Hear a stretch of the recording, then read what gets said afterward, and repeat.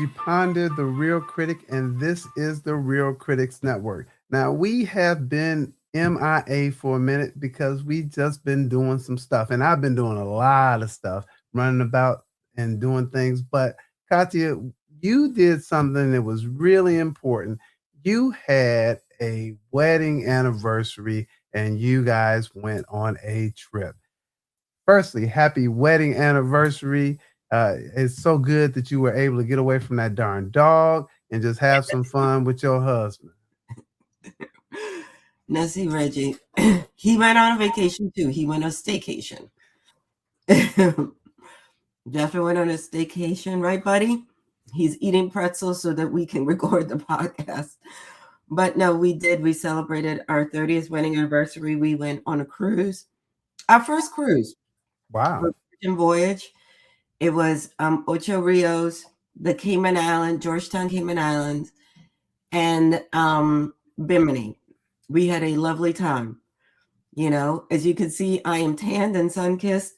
My husband's a little bit more red than he is brown, but we still had a wonderful time. I highly recommend that if you go to a cruise, it's an all adult cruise. There's no kids.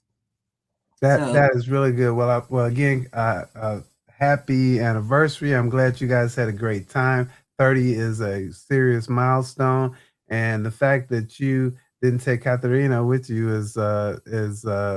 I can't believe you guys went without her. Well, we're going to do our little mother daughter trip later on this year. So I, that's how we got over that. I know I, you're still working on dropping the kids. Yeah, we still working on dropping the kids. So I want to move into our first segment, which is what's on our mind, what's on my mind, and since we haven't talked for a while, there have been a number of celebrity deaths that I thought that maybe we would just touch on just briefly. I just had a few that were in my mind. In my dancing days, you were a real dancer. I was a wannabe dancer, but in my dancing days, Bambata was like it. I mean, if you talk about music on the East Coast and you didn't know who Africa Bambata was, then you had a problem. And if you don't know, "Don't Stop Planet Rock," that's that hit that everybody knows. But a lot of the hip hop guys give kudos to African Bambaataa for just starting or being one of those originators on that whole hip hop era. And he passed away on April the 10th. Were you familiar with his music, Kati? Yeah, absolutely. Um, I mean, it's one of those things where it's a double-edged sword. Started part of the Zulu Nation and the importance of hip hop and the pioneers of hip hop, and then the allegations tainted his legacy. They But did. we got to talk about the totality of people. But he is an important part of hip hop, one of the pioneers of hip hop, and it is one of those things where you're like, it's a little complicated. But the music definitely was something we all jammed to. And in my college days, I was like, yeah, that was the stuff right there. I want to I move can on. only imagine Reggie with the afro in the middle of everything. Oh man, I had a great time. And moving on, uh, from a movie perspective, I want to mention two people, and I want to mention Chuck Norris because I grew up just watching Chuck Norris. He passed away on March the 19th, and I know a lot of people felt like Chuck Norris's stuff was cheesy, but I'm just gonna tell you, I was the person watching just about everything and thinking that I could do Bruce Lee, Chuck Norris, uh, whomever, but Chuck Norris passed away as well. And I don't know if you watched the stuff, but I did. I did. And I know a lot of people were like, why was Walker Texas Ranger on for as long as it was? Well, as I always say, there's something for everybody, and there was a loyal over 60 crowd that enjoyed that show. And so he did have a legacy. Was he the world's greatest actor? No, but he did well. he did it. He did his thing, and he stayed in his lane for the most part. So that was Chuck Norris, and then the other actor is Robert Duvall, 95 years old, and I never met him, never got to speak with him, but I have a feeling you did. I did not. Oh, I oh, mean, I will say that Robert Duvall is the consummate, what you want to call character actor. He made everything better. Quiet, and just really, really lovely, and made he added a certain flavor to everything. he really did, and I was going to say something a little bit different, but to the point that you made about being a character actor, sometimes you didn't even know he was in the film.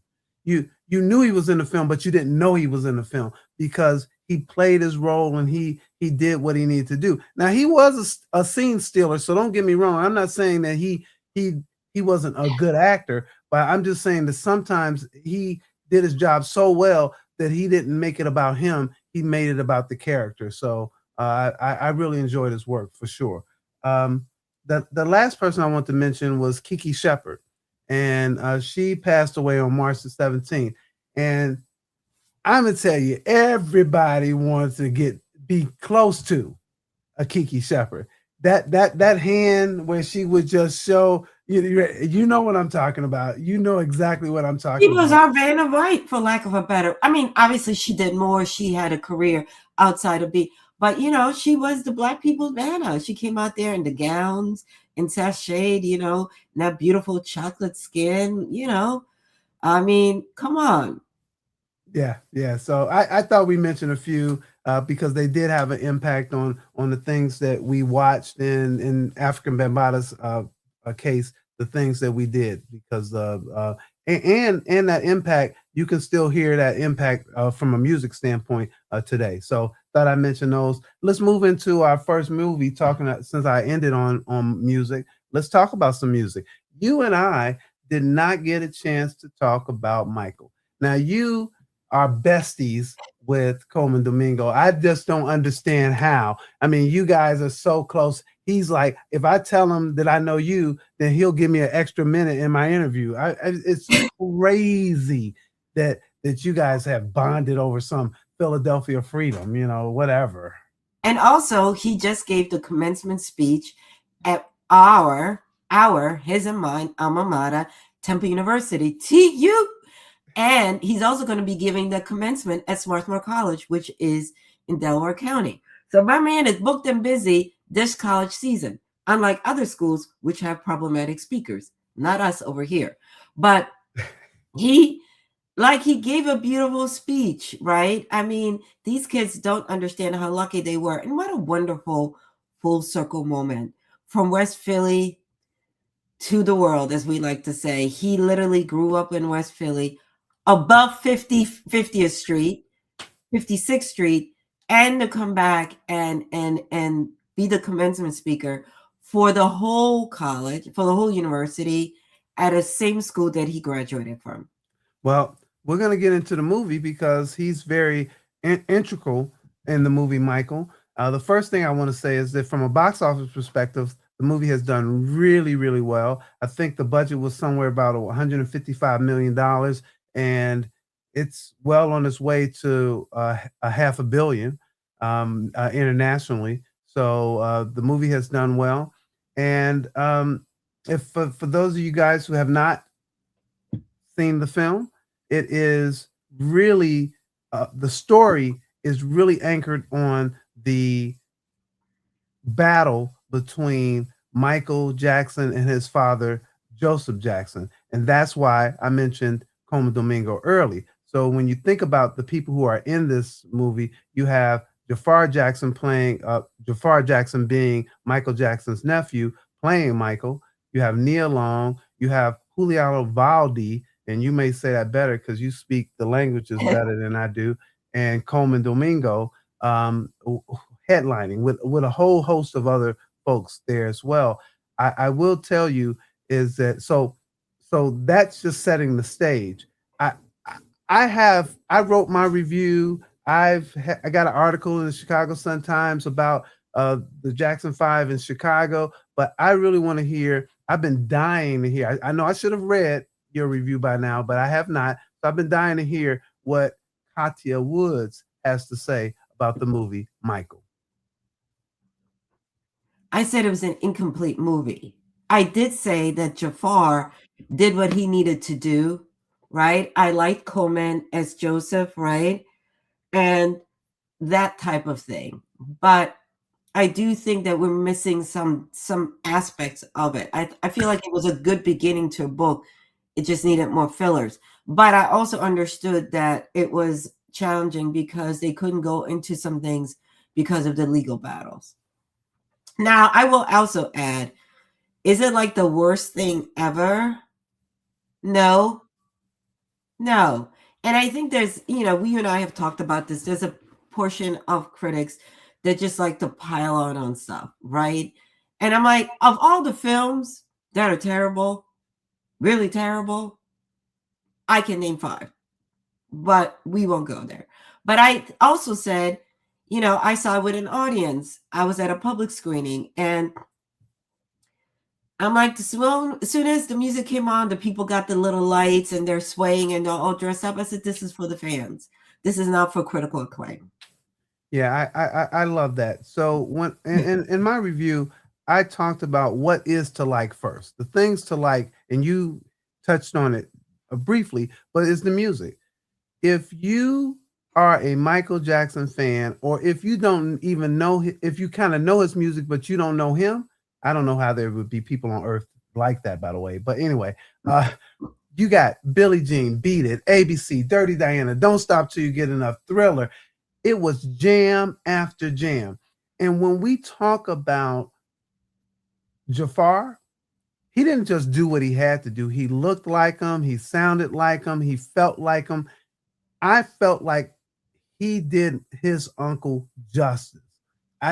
If someone were to ask me, well, why did they cast him? There's no question. They cast the right person. I also want to add that Juliano Valdi was phenomenal. That was the Michael Jackson I grew up with, meaning that that was the Michael Jackson who came here to Chicago. That was the Michael Jackson I knew, and he set the table beautifully for Jafar to take it to the Thriller Jackson, that off the wall Jackson that most people knew. But that young Michael Jackson with the Jackson 5, I think people are sleeping on his performance. It was so good. So where I agree with you is that this was not by far not the worst movie. There were just a lot of things missing.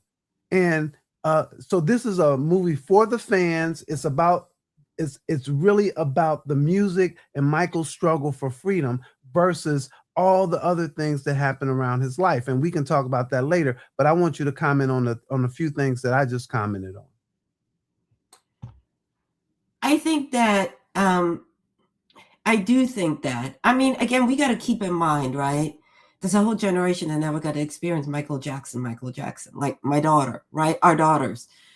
There's also a generation that constantly wants to compare him to like Beyonce. And I'm like, we all love Beyonce, but Michael Jackson, I mean, that's why we always say Prince and Michael Jackson. That's the closest. Right? Absolutely. And I'm like, Michael Jackson was viral and sold units, not streams, physical copies of units. That music, everybody knows. Like you can go no matter where you are in the world. Not everybody knows a Beyonce song. I know that's hard for some people to understand. But everybody knows a version of Michael Jackson, whether it's J5, the Jackson, the Off the Wall, Thriller, his later catalog. We all know a version of Michael Jackson. And then there are people who know 9-year-old Michael Jackson to absolutely. So I think like it's hard to be objective sometimes when you were not. It's like me talking about the Beatles. Like I don't really know that because the year I was born was the year they broke up.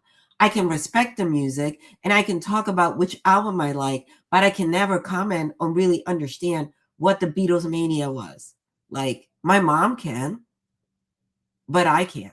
Yeah. And I think there is a mishap in conversation, or the people that don't understand that what it was like for us. It was an appointment to watch a Michael Jackson video. Thriller was a whole movie before we had Lemonade. So there's a lot of, I think, education that needs to happen. Absolutely. And I think what you do is you bring us to this issue of an incomplete movie. It is incomplete because there's just a lot missing. If you want to look on the positive side, the things that are missing is Michael's impact on movies and videos. Yeah, they show that one scene where he makes them play his video, but the impact of how he changed what videos did, and that was actually going to be my rant and rave. So I'll save that for the rant and rave so we can get a little bit deeper there. Also, on the positive side, there's a lot, but there are a lot of things on the negative side that if you're looking at a biopic, if you're going to call this a biopic, it's just not there. There's nothing about the molestation charges. Now, I understand there's legal issues, but that still doesn't mean when I'm looking at it critically, I'm saying, oh, it's not there. I understand why it's not there. There's nothing about the role that the drugs played in his death. I understand why, because there's some legal issues, but that still has nothing to do with the fact that if this is a biopic, this wasn't really that. There's nothing with Diana Ross. I guess I understand why she wasn't there. They shot her. They had somebody play Diana Ross. She was shot, but she's not in the movie. There's nothing about the relationship, the real relationship between him and his brothers. I actually understand that too. The brothers probably said, no, we're not going to put that in there because they were executive producers. But wouldn't you want to know when Michael says felt about him? And also, word on the street is that Marlon and Michael were the closest because they were closest in age. And then also, I kind of want to ask Jermaine. Jermaine was the first one to go solo, right? So you mean to tell me Michael and Jermaine never had conversations like, how was it? Like, what directions to have some advice? Maybe not musically, but just from how do you build your brand apart from J5?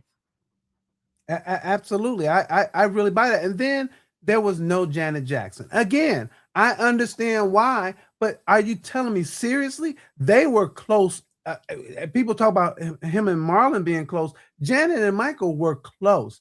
The reports are they talked a lot. They worked together a lot. And there are actually songs in which they worked together and wrote together and so on and so forth. No Janet Jackson, his bestie is not in the movie. There was so much missing in this film that the only thing that you can chalk this up to is that they stayed with one narrative, the battle. Oh yeah, and that everything you're saying is a valid criticism. Again, word on the street allegedly is that Janet was asked to be a part of it and she declined. Said that she. Also, what I wanted to see is, again, you and I are closer in age. Remember the Jackson Variety Hour? Absolutely. Again, like we only saw LaToya, we didn't see Rebe. Again, Rebe might have declined, but how the family act, like teenage Michael, we really didn't get to see teenage Michael. Absolutely. So as a complete movie, it wasn't there. But what they gave you, I think, firstly, the fans speak. The fans have spoken. The people have spoken. They like what they saw. And I would tell you, I was singing along, dancing along in my seat, and I saw it with 6 people. I saw it with 6. I mean, you can't help it, right? When the thing comes on, like, I love Off the Wall. I love Off the Wall more than Thriller, right? So, of course, listen, we're not rhythmless nation over here. The music comes on, you can't help but your little feet gonna tap, your little head's gonna bop a little bit. I mean, it's still good music, right? Like, if you throw that on, it's music that brings people together. Like, you young, old, rich, white, you throw on any cuts from Off the Wall, we're gonna be and I have to ask you, Off the Wall, and we're gonna be out here now. Whoever gonna do whatever, right? But We in there like, hey, you know what I mean? Karaoke, you gonna hear that. I have a question for you though, because you are the legitimate dancer. Did you try to do any of those video dances because they were serious? The choreography was serious, and he brought real choreography to his videos. Okay, I knew the choreography for Thriller. Dun, dun, dun, dun, dun. We all did. We knew not Beat It because Beat It. We learned how to moonwalk because of Mike. Um, what is it? Beat It when he did the little dun, dun, dun. But speaking of that, I did not like when he was putting this stuff together for the Beat It video, the erasure of Michael Bennett. Michael Bennett, may he rest in peace, who That's right. unfortunately died of Yes. AIDS, is also the choreographer of a lot. I Beat It, forgot about that. I forgot about that. Thank you so much. I and actually forgot that. also Dreamgirls, choreographed Dreamgirls. You know that dun dun dun dun dun dun, dun and then We're Your Dreamgirls. That's all Michael Bennett. Well, May he rest in peace. great tribute. I gave this on my scale a 3 out of 4. Even though it is missing a lot, I think it does what it's supposed to do. And I know it does now, because not only is the box office doing what it does, is that I said it's going to do better internationally than it is domestically. His IP is 10 times stronger I thought internationally. his discography is doing really well. So I like this movie. I gave it a 3 out of 4 on my scale. What did you rate this one? I give it a 7 out of 10. Okay, excellent. All right. We're going to talk a little bit more about Michael, because when we get to my rant and rave, I actually want to delve a little bit deep into some of the numbers if we can. Let's move on to the next movie, which is also doing extremely well at the box office, and that is The Devil Wears Prada 2. Why don't you bring us in with that one? All right. Now, I didn't get to see it in a screening, so I paid to see it, right? And because I really loved the first one. The second one is everybody's in a different place, because it's kind of like mirroring what Vogue is going through, right? Runway is like the fictional Vogue. Miranda has a new boss, and he is looking for UVMs, unique visitors per month, clicks. We're not doing print anymore. The budgets have been slashed. And Andy is now doing what she wanted to do, which is to be a serious journalist, right? So Andy is doing that, and all of a sudden, of course, the landscape of media, her outlet gets gutted, everybody gets laid off, and she's brought back to Runway to help bring eyeballs and to bring that serious journalism piece, right? But there's going to be some hiccups, the reunion between her and Miranda. Miranda is struggling to hold on. She's got a new assistant. She's got to be PC. She's got to be more politically correct and caring. Poor Miranda had to fly coach. I know she was crushed. She was like, what is this? I know she was too through, right? And Emily, Emily is still out here trying to be fabulous and, trying to make her way. You know what I mean? And Emily and Andy are still finding their way. And Nigel is Nigel. But it is a conversation on the current landscape with beautiful gowns. So that's I think you did right. Miranda's still at the helm. She got Nigel being Nigel, that loyal person to a fault. And so when you look at who's in the film, all the people who were in it before are there, but the main folks are there. When you got Meryl Streep, Anne Hathaway, Emily Blunt, Stanley Tucci, who I love. I love Stanley Tucci. I do too. Let me just say I want to be a dinner guest. Let me just say this again. I love Stanley Tucci. And I love his. Do you watch his food show? I love his food show. And I love following him on social media. You know how he goes, "Are we on?" I love just about everything Stanley Tucci does. And then it had Lucy Liu as well. And it had some other folks, so I don't want to be disrespectful. So the highs for me in this movie, when we look at this, is the cast, which I just talked about, the fashion and the attitude. Is that Meryl Streep in my opinion, is still glorious as Miranda. She wears the character of Miranda and the fashion well. Her outfits, uh, uh, I mean, she's looking absolutely fabulous. I don't think anybody could have played this role other than Meryl Streep, and she absolutely kills it. And then you give a Hathaway, who I believe is like the perfect counterpunch to Streep. Their reunion, that first scene of their reunion where Streep is like, "Well, who are you?" is absolutely hilarious. Then you bring in Stanley Tucci. He puts an exclamation point on loyalty, on style, because his style is phenomenal, exquisite, Always, always. delicious. I mean, absolutely delicious. And he puts that on, helps us learn about managing up and managing down, because he's managing all of these people and just does a fabulous job. And then when you pair that with Blunt, you have a recipe that is worth investigating, a story worth looking at. And I'm not saying that it is all put together well, because it is not.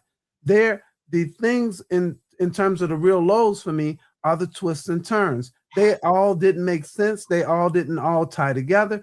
But I think you're gonna forgive them for that, because you got the cast, you got the fashion, and you have the attitude.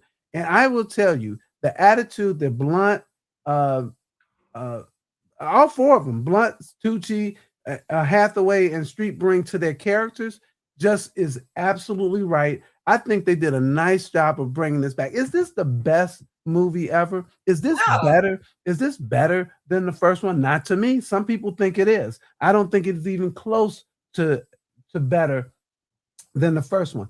But this is, I actually paid for it too, because I missed the screening. And I went with my two daughters and my wife, and we actually enjoyed The ourselves. music is also really good. The It, music it, is it good. is, and the fashion is to die for. I talked about all the other people, the main characters' fashion. They got runway fashion. They got coming out of the car fashion. They got being in the crowd fashion. The fashion is really good, and it should have been, because we are talking about The Devil Wears Prada. I will. My end comment is this: if The Devil Wears Prada, then there will be a whole lot of people standing in line trying to be Satan. It is also, I mean, is it as good as the first one? I read the book first, then they made the movie, right? And I was like, oh, right. And I absolutely recommend reading the book. It's a fun summer book. And it's nostalgia. It's good escapism. That's what it is. It's fun. You always talk to me about that you need a little kiki. You haven't said that this year, by the way, but you said, "Hey, we need a little kiki here or there." This is one of those movies. This is really a movie that you can go to and have a good time with your friends. In fact, Bobby, my oldest, she went to the movie and she dressed up. She said, "We're going to an affair. We're going to Vogue." I'm talking about the to me, this movie was fashionable. It was funny. It was familiar, and I think sometimes we need that, especially in the world that we're dealing with today. It doesn't hit every pose, but it does strike a pose, and I believe it demands a catwalk down the theater aisle. I think that we deserve, like, first of all, it's under this summer movie umbrella, right? And Anne Hathaway has a bunch of movies coming out this year too. And I just think it's a fun movie. Like, not everything has to be War and Peace, like, or Jane Austen. Like, it's okay to just go and tune out for a little bit and have a good time. Period. So I'm recommending both our movies this week, which is Michael is still in theaters. I'm recommending, if you saw it and you enjoyed it the first time, I check it out again. And I'm also recommending that people go check out The Devil Wears Prada. Yourself? Absolutely. Go have a good time at the movies. Excellent. Well, moving into our next to last segment, which is things has just been bothering me, and this one is not really bothering me as much as I just want to talk about Michael Jackson's impact on our industry. And when Of we course. talk about his impact on our industry, a lot of people don't really understand that Michael, he changed that short video format and wanted people to always talk about his videos as short films. He was so serious about them being short films that he went out and got these Movie director. A1 directors. You're talking about John Landis for Thriller. You're talking about Martin Scorsese for Bad. You're talking about David Fincher for Who Is It? And if you don't know who David Fincher is, then you need to go look up David. Google your friend. and then you talk about Spike Lee for They Don't Care About Us. It's that he went and got these major people to make films, and then he previewed or spotlighted some future actors that became household names, like a Wesley Snipes. There's a list of them, and I can't remember them all, but you probably know them better than me. But I think Tyra was one of his people as well. Oh, was it Ola Ray, who was in Thriller, right? That was like one of her. He picked her. He just had a good eye for talent, you know. And then remember the time where he had Eddie Murphy, Iman, and Michael Jackson, and then not Michael Jackson, Magic in the video. You said remember the time. Yeah. Do you remember the time? Yeah. I mean, only Michael Jackson can convince Iman, Eddie Murphy, and Magic Johnson to be in the video. The story that Magic Johnson tells about that is absolutely hilarious. He actually tells the story that he ended up going on tour with them. That they were friends. They were friends before all that. He was friends with J5. So that's what he said. He said he was friends with the older brothers and everything. So that's really interesting. So I want to speak to that. I also wanted to speak to just how he pushed the whole special effects. Is that when you think about what we're looking at today, Michael was serious about filmmaking. And so when you talk about those special effects and the things that he did, I just watched the dance scene where people were morphing into the Thriller folks. And he did that as well. And then I know people don't necessarily think of him as an actor, but you got to remember he was in The Wiz. He did Moonwalker. And then that Captain EO, that was produced by Francis Ford Coppola. I always say his name wrong. It was directed by Francis Ford, but it was produced by George Lucas. Yep. So here are the directors to go over. John Landis did Thriller and Black or White. Martin Scorsese did Bad. David Fincher directed Who Is It? Spike Lee, They Don't Care About Us. Sean Singleton directed Remember the Time. Mark Romanek directed Scream. And Francis Ford Coppola, Captain EO. And Sidney Lumet, he worked with him in The Wiz. Kenny Ortega helmed This Is It. And David Lynch directed the teaser for the Dangerous album. So you have all of these iconic people. And that's in our industry. Michael had the vision. And oh my God, I just remembered. And also, if you look at the videos, Michael DeLorenzo from New York Undercover was in the Beat It video. So if you look also at the dancers, you see some actor dancers in these videos that you're like, oh my God. Absolutely. So that was really my rant, a rave, the thing that was on my mind, or whatever you want to call it. I just want to talk about the impact that Michael had on our industry, and a lot of people don't really think of him in that way because they think of him as a musical artist, but his reach went beyond his music. Yeah, I mean, like I said, is you have Naomi Campbell was in a video.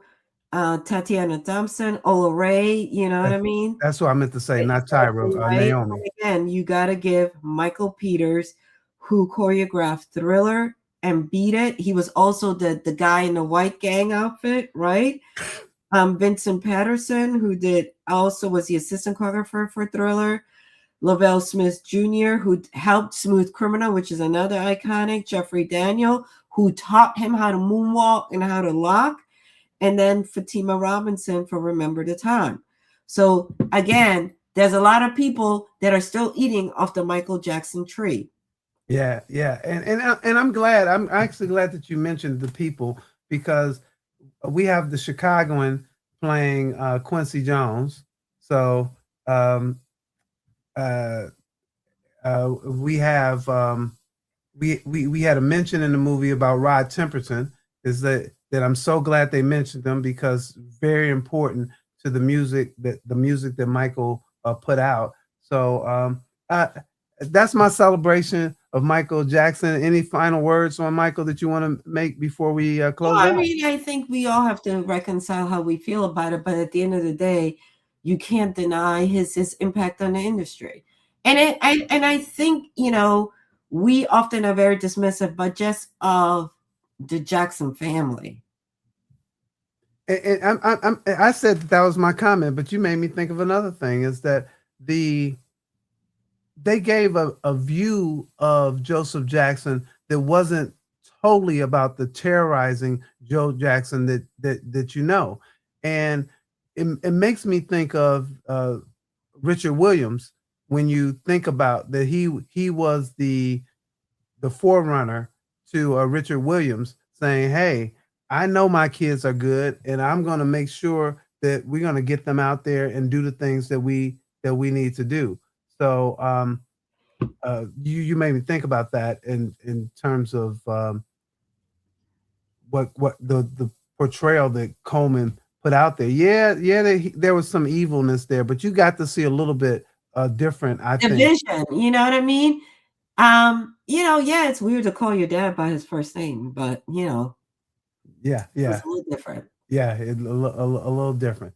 Well, that's our show, and as usual, I want to ask you, what do you have out there for us to check out, Katya Woods? Well, you can also always read my writing in the Philadelphia Tribune, and as well as the Sacramento Observer, and of course, cupofsoulshow.com.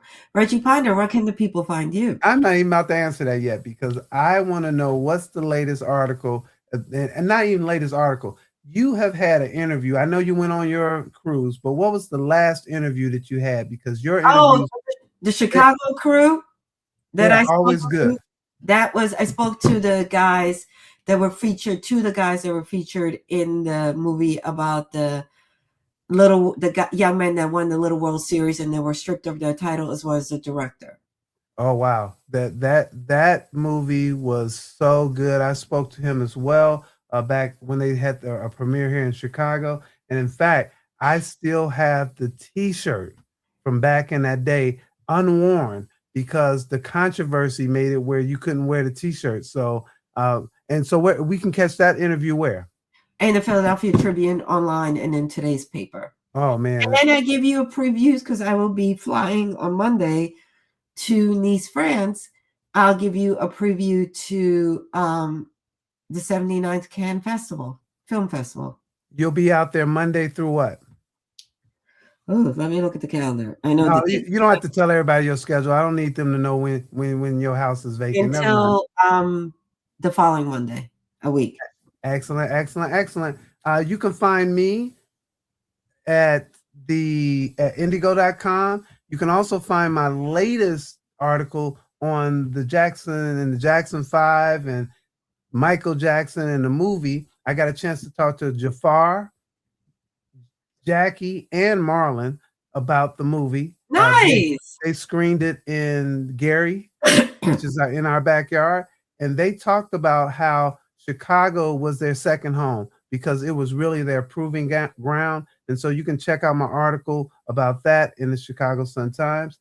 You can check out my movie reviews, which are Michael and The Devil Wears Prada 2 at indigo.com. That's it. This is our show.